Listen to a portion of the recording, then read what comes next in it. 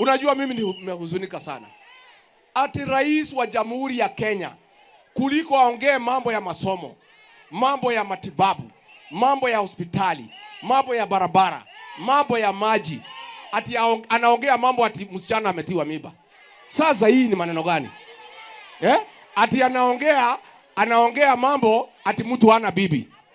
Sasa president amewacha kazi yake alipewa na Wakenya, amekuwa mtu ya gossip na mtu ya fitina. Aende asiende? Aende asiende?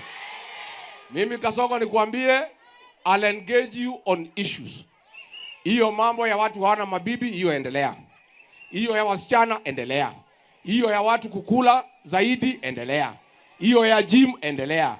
Sisi tunaongea mambo ya masomo, mambo ya matibabu, mambo ya wizi ya mali ya umma. Hapo ndio tunataka wewe. We are going to engage you on issues. Hii ingine wewe mwenyewe uendelee.